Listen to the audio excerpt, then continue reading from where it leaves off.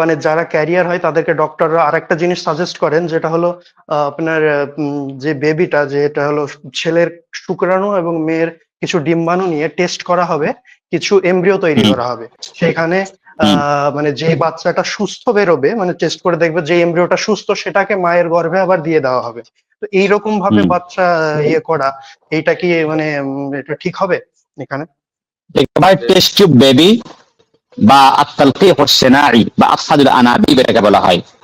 এভাবে উলামায়ে কেরাম দেখেন, এই মাসলাকে জানার আগে আপনাকে এই কথা জানতে হবে যে ইসলামের মধ্যে যে নাসাব, গোত্র সংরক্ষণ করা খুবই জরুরি। আমি তার ছেলে, আমার ছেলেকে এইটাকে সংরক্ষণ করা খুবই জরুরি।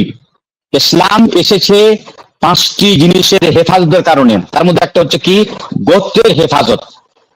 হ্যাঁ, আপনি কার ছেলে, আপনার ছেলেকে, আপনি কার ছেলে, আপনার ছেলেকে, এটা আপনি কথা করবেন আপনার বীর্যের মাধ্যম দিয়ে, যাতে করে আপনার বীর্যের সাথে অন্য কারো বীর্য মিক্স না হয়ে যায়। এজন্য জেনাকে হারাম করা হয়েছে। কেন জেনাকে হারাম করা হয়েছে? একটি মেয়ের সাথে যদি কয়েকদিন সহবাস করে তাহলে বাচ্চাটা কার হবে জানা যাবে না।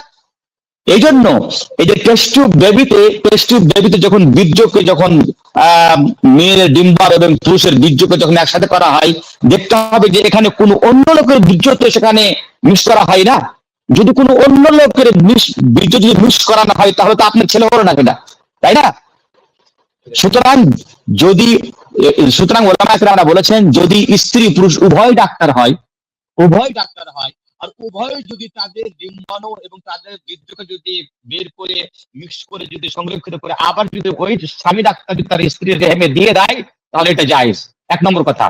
দ্বিতীয় নম্বর কথা হলো, যদি কোনো এমন বিশ্বস্ত ডাক্তার থাকে, যেই ডাক্তার আসলে আল্লাহ ভীরু, আল্লাহর ভয় করে এবং স্ত্রী পুরুষ উভয়ের বীর্যকে নিয়ে সে মিক্স করে টেস্ট টিউবে রেখে, যখন সে বাচ্চা যখন অন্যান্য জিনিসগুলো থেকে পরিষ্কার হয়ে গেল, তখন সেই যেন সংরক্ষিত ভাবে অন্য কারো বীর্যকে মিক্স না করে যদি সেই ডাক্তার যদি সে স্ত্রীর বীর্যকে না হলে সেই স্ত্রীর রেহেম যদি দেওয়া হয়, তাহলে এই দুইটা সূরাতে বা দুইটা ক্ষেত্রে উলামায়ে কেরাম এটাকে জায়েজ বলেছেন, তবে এখানে কড়া নিষেধাজ্ঞা, কড়া নির্দেশ দেওয়া হয়েছে, যাতে কোনো রকম ভাবে অন্য লোকের কোনো বীর্য যাতে সেখানে মিক্স না হয়।